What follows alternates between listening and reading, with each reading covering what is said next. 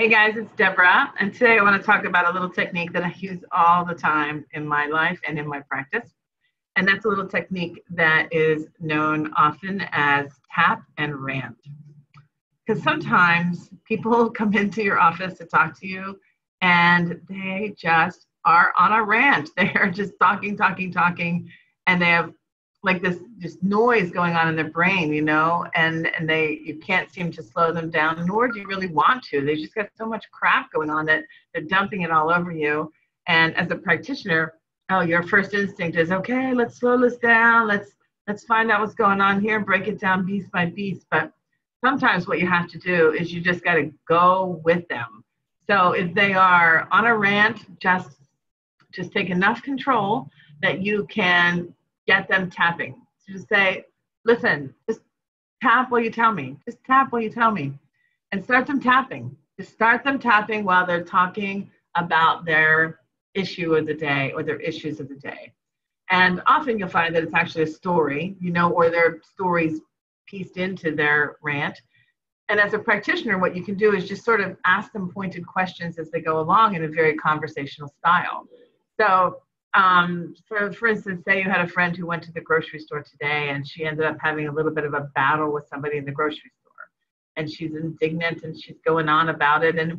And so she's talking about the story, blah, blah, blah. And then she says, and then she, blah, blah, blah. At that moment, you can go, so tell me more about that. And then lead them, kind of guide them through giving you more information about what are obviously crescendo moments, right? Or pieces that are bothering them the most. So then you can kind of guide them through that way just by paying attention and listening and asking questions without actually trying to dig into core issues or do anything else. Just get them through the tap and rant. And eventually it will calm down. And then you can decide at that point whether this is a significant enough issue that you want to go back and actually dive through the various pieces, or if it's good enough all by itself, just having taken the top off of it or dealing with it in the moment. So not everything requires deep, digging in and solving everything. Sometimes things are just on the surface in the moment and you can tap while you're talking about it and it's just over. So that's a great use of the tap and rant.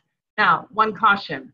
I caution against using tap and rant all the time. Some practitioners get kind of lazy or they're just not very skilled, honestly. And so they don't want to have to figure out how to use some of the more advanced techniques.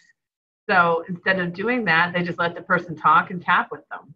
So it's fine. When it's useful, it's useful. And that's great. It's a really useful tool just to deal with an issue in the moment or something that they're just going on and on and on about. But when you're talking about deeper issues, obviously you need to use the more advanced skills. You need to be doing some of the tearless trauma and the tell the story and all the other stuff that you're learning in your training. So tap and rant's a great technique to have in the right moment, but be cautious not to let it become a primary technique in your practice. Okay?